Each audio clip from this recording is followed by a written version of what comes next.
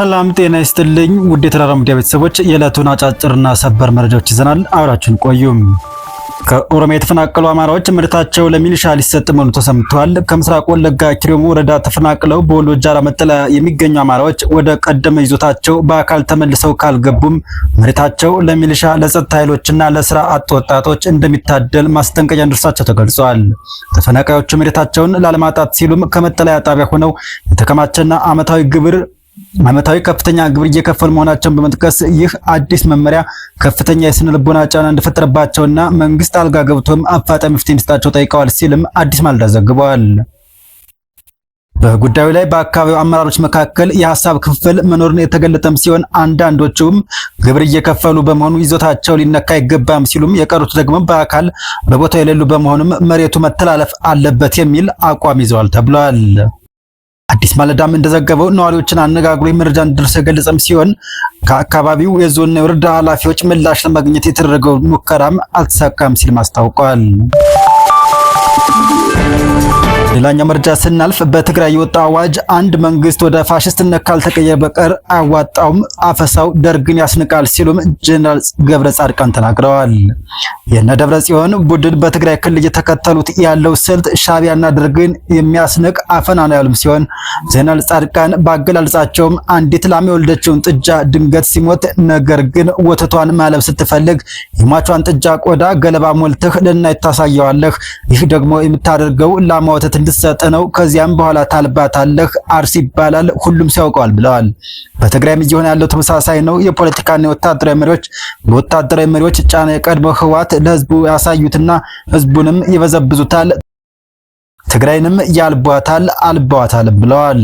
ስንት ወንጀል ፈጽመዋል፣ በወንጀላቸው መቀጠልና መጠየቅም ይፈራሉ ያሉም ሲሆን ጋዜጠኛውም ይህን ማድረግ በስልጣን መቀጠል ይችላሉ ሲል ጥያቄ ቀርብላቸውም ሲሆን ደርግ እንዳልቀጠለ ሁሉ እነዚህም አይቀጥሉም ሲሉም ጀነራል ጻድቃን ገብረተንሳይም ለቲቪኤስ ጋር ባደረጉት ቃለ ምልልስ ያደረጉት ምላሽ ነበር። ወደ ሌላኛው መረጃ ስናልፍ በወልቃይት ጥብቅ ወታደራዊ ስብሰባ መደረጉ ተሰምቷል። የሰሜን ምዕራብ እዝ ዋና አዛዥ ጀነራል ብርሃኑ በቀለ በወልቃይት ጥብቅ ወታደራዊ ስብሰባ ማድረጋቸው የታወቀ ሲሆን በስብሰባው ኮሎኔል ደመቀን ጨምሮም በአማራ ክልል ስር የተዋቀረውን አስተዳደር የሚመሩት አመራሮችም እንደተገኙ ታውቋል። በተጨማሪም በምክትል አስተዳደር ርዕሰ ማዕረግ የአስተዳደር ጉዳዮች ክላስተር አስተባባሪ ዶክተር አማኑኤል ፈረደም እንዲሁም የምዕራብ እዝ ዋና አዛዥ ብርጋዴር ጀነራል አማረ ባዕታ፣ የዞን ዋና አስተዳዳሪ አቶ ሸተ ደምለውም ተሳታፊ እንደነበሩ ታውቋል። በወልቃይት ቀጠና የህወሓት ኃይሎች ጥቃት ሊከፍቱ ይችላሉ በሚል በሚሰጋበት በዚህ ወቅት የተደረገው ይህ ስብሰባም በወቅታዊ የጸጥታ ሁኔታዎች ዙሪያም ትኩረት ያደረገ ምክክር ማድረጋቸው የታወቀ ሲሆን የዞኑ የሰላምና የጸጥታ ምክትል ኃላፊ አቶ ጌታቸው ሙሉጌታ የባዕዳና የባንዳ የሚል መነሻ ጽሑፍ ያቀረቡም ሲሆን በጽሑፋቸውም ጠላት ሲሉ የጠሩት ኃይል ከውስጥና ከውጭ ኃይሎች ጋር በመሆን አገር ለማፍረስ እየሰራ ነው የሚል ውንጀላም አቅርበዋል።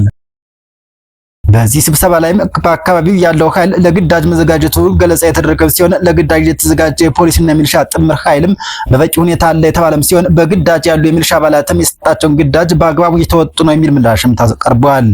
ጀነራል ብርሃኑ በቀለ በበኩላቸው ቀጠናው የተለየ ቀጠና እንደሆነና ልዩ ትኩረት ተሰጥቶት ስራ መስራት ይጠይቃል ሲሉም ተናግረዋል።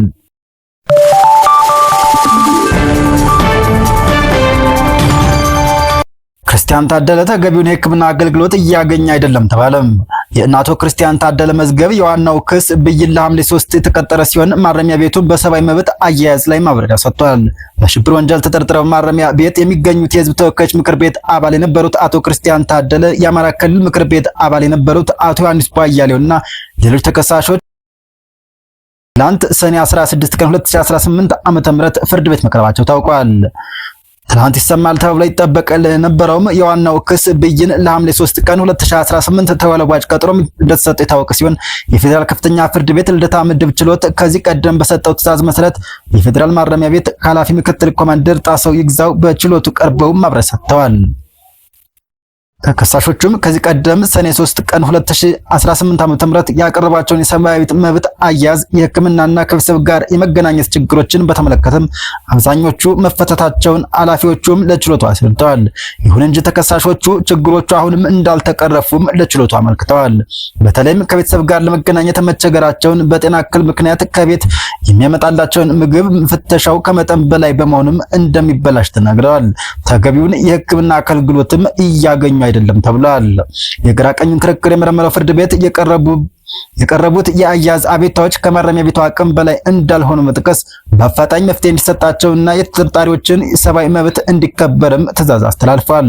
ከ3 ሰዓታት በላይ በፈጀው የዛሬው ትላንቱ ችሎት ፌዴራል ፖሊስ ተከሳሾቹ አዋሽ አርባ በነበሩበት ወቅት ደረሰብን ስላሉት የሰብአዊ መብት ጥሰት አጣርቶም እንዲያቀርብ የተሰጠውን ትዕዛዝም ባለማቅረቡ በቀጣይ ምላሽ እንዲሰጥም ታዘዋል።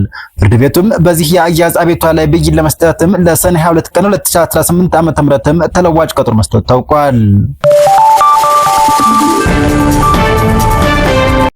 ወደ ሌላኛው መረጃ ስናልፍ የኢትዮጵያ አየር መንገድ ከደብረ ማርቆስ ባህር ዳር መደበኛ በረራ ሊጀምር መሆኑ ታውቋል። የደብረ ማርቆስ ከተማና የአካባቢ ማህበረሰብ ለዓመታት ሲጠብቀው የነበረውና የልማት ምዕራፍ ማሳያ የሆነው የደብረ ማርቆስ ንጉሥ ተክለ ሃይማኖት አውሮፕላን ማረፊያም የመጀመሪያውን ታሪካዊ በረራም ካስተናገደ በኋላም አሁን ደግሞም አዲስና ተደራሽ የበረራ መስመር ሊጀምር መሆኑ ታውቋል። በመሆኑም የበረራ ቀናትን ይፋ ያደረጉም ሲሆን ከአዲስ አበባ ወደ ደብረ ማርቆስ በየቀኑ ደርሶ መልስ እንደሚከናወን የታወቀም ሲሆን ከደብረ ማርቆስ ወደ ባህር ዳር በሳምንት 4 ቀን ሲሆን የበረራ ቀኖችም ሰኞ፣ ሮብ፣ አርብና እሁድም ሆኖ ተወስነዋል።